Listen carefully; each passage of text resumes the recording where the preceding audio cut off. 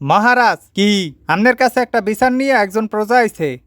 কি বিচার, কি চাও তুমি? মহারাজ, মোর একটা গরু আছিল, আপনার কিছু প্রহরী আইয়া মোর গরুটা তুলে নিয়ে গেছে।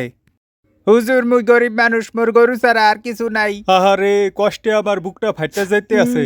আহা, কান্দো না মহারাজের সামনে। থাক থাক, এই ওরে এক জোড়া জোতা দে। জো হুকুম জাহাপানা। বুঝলাম না মহারাজ, জোতা দেবেন মানে? তোমার গরু দিয়া প্রহরীরা মহারাজের জন্য জোতা বানাইছে। ভালো চামড়া, 5 জোড়া জোতা হইছে। সেইখান হইতে তোমারে এক জোড়া জোতা দিতে আসি। কিন্তু মহারাজ, আমার গরু। ওরে হারামজাদা, হনো না কি কইছি? তোর গরু দিয়া জোতা বানাইছে বেটা বলদ। কিন্তু মই গরিব মানুষ, জোতা দিয়ে কি হরমু? এ হালা বলদ, জোতা দিয়ে মানুষে কি হরে? মহারাজ, আপনি চাইতেন না, ও হালায় আসলেই বলদ। এ বলদা হালা, রাজা বাদশাহ তোর গরুর চামড়ার জোতা পরবে। এই খুশিতে তো তোর আনন্দে নাচাগানা করার কথা, হেয়া না করে কান্দাকাটি করতে আসো। সুন্দর মতো জোতা লইয়া বিদায় হ, না হইলে ওই জোতা দিয়ে তোরে পিডামু। যা যা, সময় নষ্ট করিস না। এই এরপর কেডা? হ্যারে ডাক। যে মহারাজ।